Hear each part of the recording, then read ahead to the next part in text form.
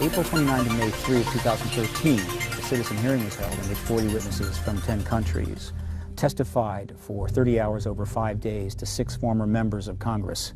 This testimony included direct witnesses and researchers to the Roswell event of July of 1947, the tampering with nuclear weapons at our SAC bases on numerous occasions, pilot sightings, of which there are thousands now, of silver disc maneuvering close and around military and civilian aircraft, and much, much more. Hello and welcome to Sophie & Co. I'm Sophie Shevardnadze. Paul Hellyer served as the Canadian Minister of Defense in the 1960s, shaping the country's armed forces for years to come. It was only in his retirement that he says he made a life-changing discovery. He became the first cabinet-level politician from a G8 country to publicly state that there is extraterrestrial life present on Earth. The Honorable Paul Hellyer, former Minister of Defense of Canada, and he believes that life forms from space exist and are present on Earth. It's great to have you with us on our show. Why do you say that UFOs are as real as the airplanes flying over our heads? Well, because I know that they are.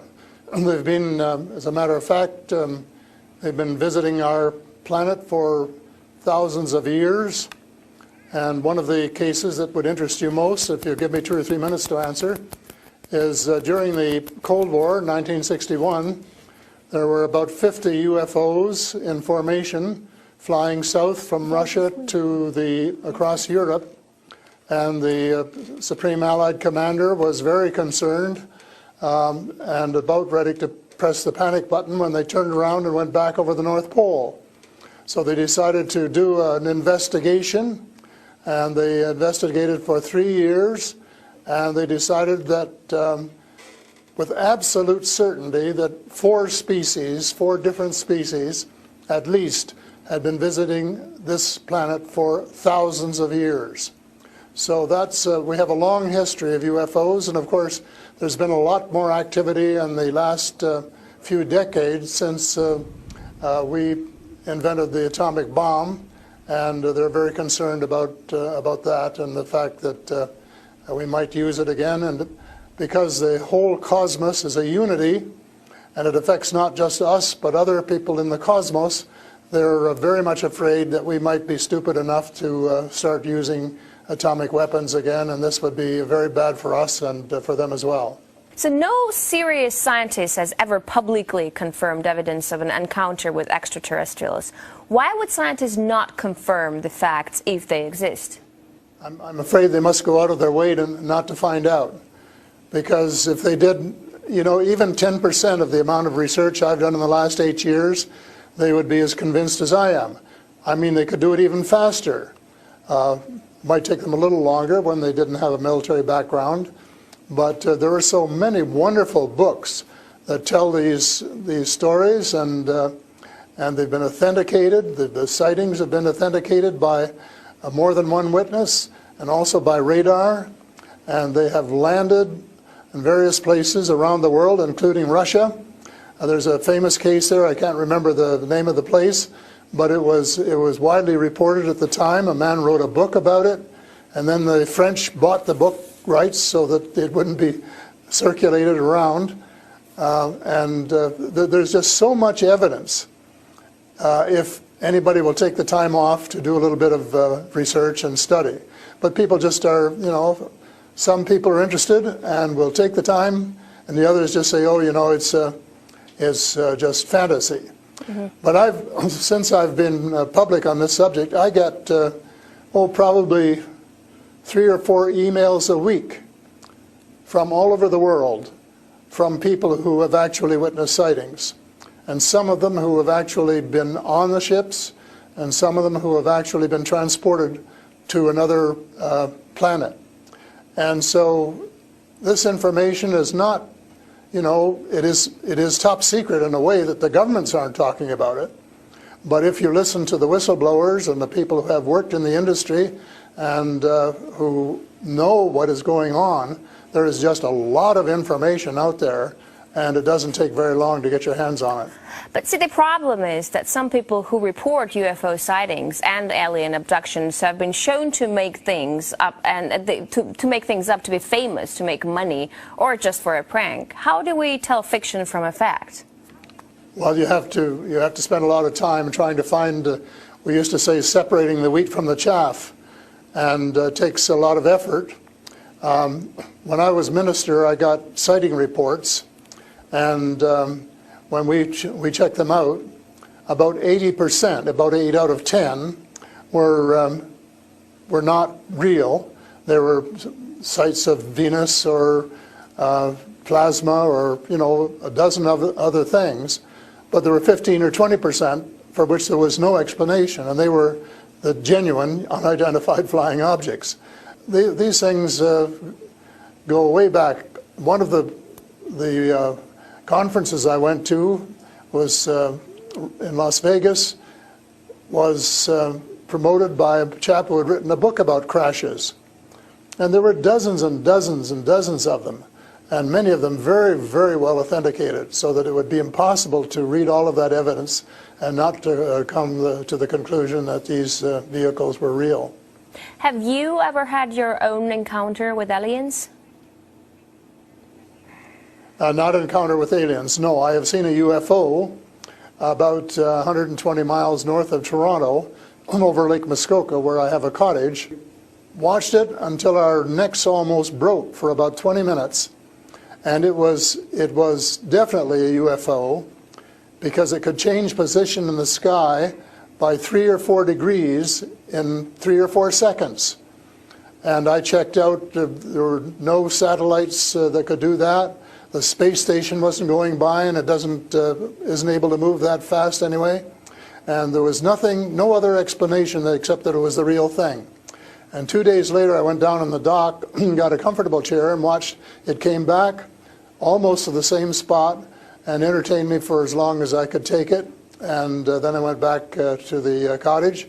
But it was very interesting, because it would drop down in the sky, and then it would roar back up, and then it would shift across a few degrees and do a circle and come back. You also tell me that people write you emails, 3 to 5 emails a week, and they've actually been abducted, or they have encounters with the aliens. Do they actually tell you what these aliens look like? I mean, you know, everyone's interested. How would I know if I see an alien and if he abducts me? Well, the first question you have to ask is, how many species are there? And I used to think there were, you know, between 2 and 12. And Apollo astronaut Edgar Mitchell, who came to Toronto a few years ago and had dinner with us, agreed there was somewhere between 2 and 12. So these extraterrestrial creatures, where did they come from, and how did they get here to Earth? They come from various places. For a long while, I only knew about ones who came from different star systems. The Pleiades and Reta Reticula and several other star systems, but in the last few months I have met people who have made me aware of that there are some in our star system, and that there are actually extraterrestrials who live on a planet called Andromeda, which is one of the moons of Saturn, and that there are others on Venus and some on Mars, and that they may be interacting between themselves. I suspect that they are, because there is what is called a federation of these people, and they have rules. For example, one of the rules is that they don't interfere in our affairs unless they're invited to. And that's one of the reasons probably that we haven't seen more of them until very recently. And so but what do you mean? There are a lot of people who want to interact with them. There are a lot of people who actually want to see them and know who they are. What, they need a special invitation to interact with us? What does it mean? They don't want to interfere into our affairs. Well, they don't want to tell us how to run our affairs. They have accepted the fact this is our planet and that we have the right to run it. but they're very, very concerned. They don't think we're good stewards of our planet. I talked to about a month ago, was interacting with them in 1974, he and his brother in Peru, and they were taken to Andromeda, teleported, and they were told what the people there think, and that we're really wrecking our planet, and in fact that something dreadful is going to happen to it if we don't smarten up and change our ways.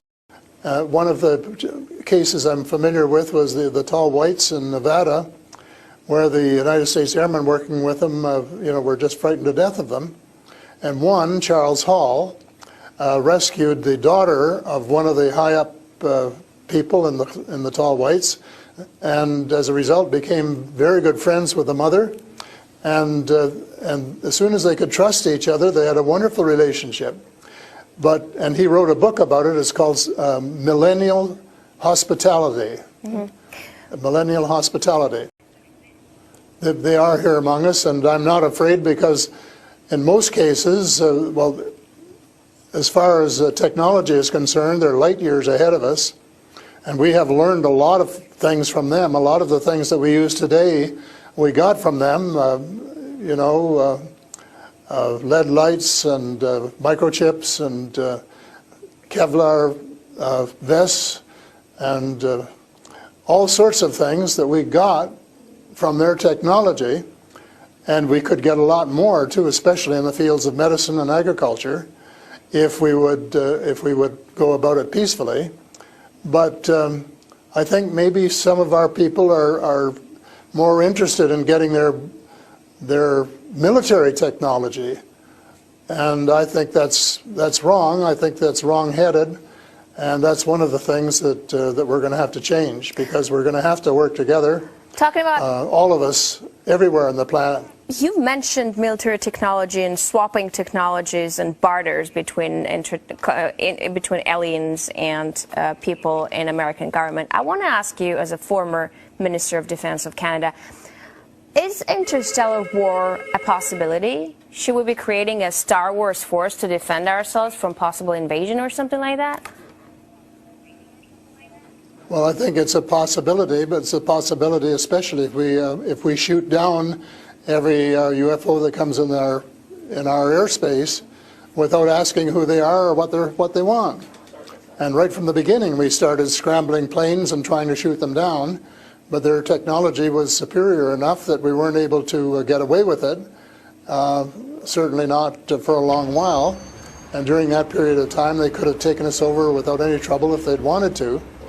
So I think we have to, rather than develop our own Star Wars, Earth Star Wars, to protect ourselves against them, that we should work with the benign species, who are the vast majority, and work together and rely largely on them, of course, and cooperate so that we would be contributing something at the same time. But I don't think there's any point in us developing a galactic force that would tempt us to go out on our own and get into mischief, which is one of the things I think some of them are concerned about.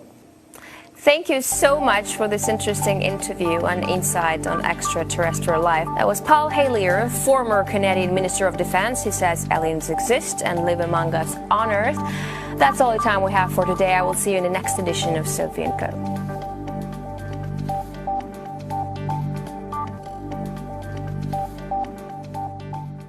Well, thank you very much, Steve and Cheryl, for that much too generous introduction.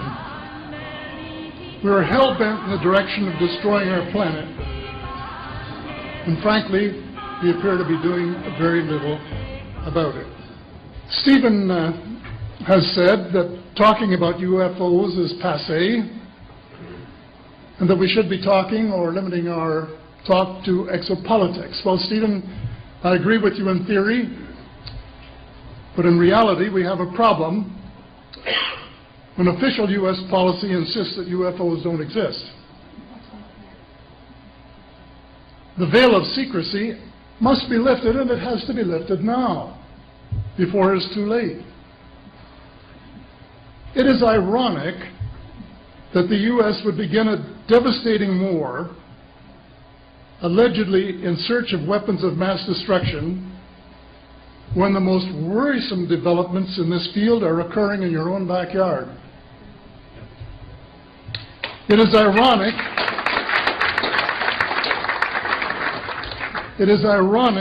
that the U.S. should be fighting monstrously expensive wars in Iraq and Afghanistan, allegedly to bring democracy to those two countries, when it itself can no longer legitimately claim to be called a democracy, when trillions, and I mean thousands of billions of dollars have been spent on projects about which both the Congress and the Commander-in-Chief have been kept deliberately in the dark.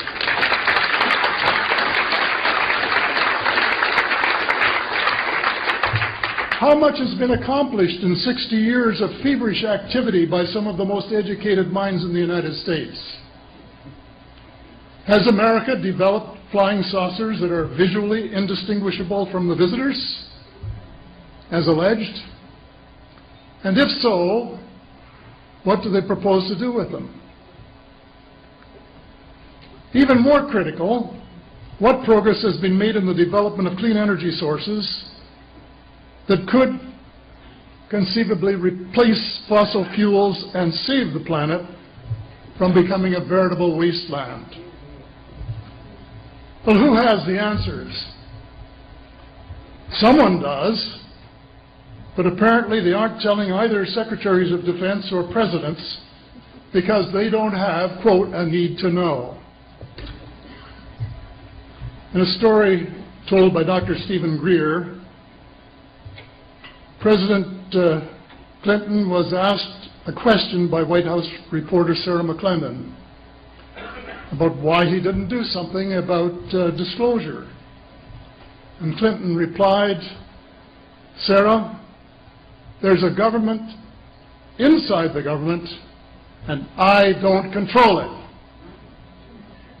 Excuse me, doesn't the Commander-in-Chief and the person who allegedly has their finger on the nuclear trigger have a right to know what his subordinates are doing? The people of the United States who have paid the bills have the right to know. The people of the world demand to know because it is our descendants too whose lives are in mortal danger.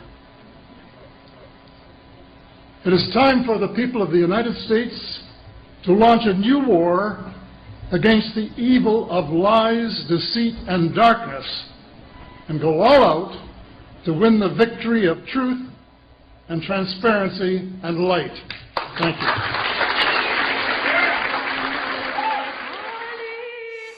Hi, I'm Jimmy Kimmel. Are you sad that the video is over? Well, subscribe to our YouTube channel, and you will never be sad again. So this is something I feel like, if I was the president, and it's unlikely that that is ever going to happen. You never know. If I was the president... It was unlikely that I was going to be president. The moment I was inaugurated, my hand would just, it'd still be hot from touching the Bible, and I would immediately race to wherever they have the files about Area 51 and the UFOs, and I go through everything to find out what happened. Right. Did you do that? That's why you will not be president. Because that's the first thing that you would do. It's at the aliens won't let it happen. You reveal all their secrets. They exercise strict control over us. Now, you know, there are a lot of people that are going to examine your facial expressions here, every twitch, everything, and say, and of course, so did you look? Did you see? Did you explore? I can't reveal anything. Oh, really? Because President Clinton said he did go right in, and he did check, and there was nothing. Well, you know, that's what we're instructed to say. All right. They exercise strict control over us. All right.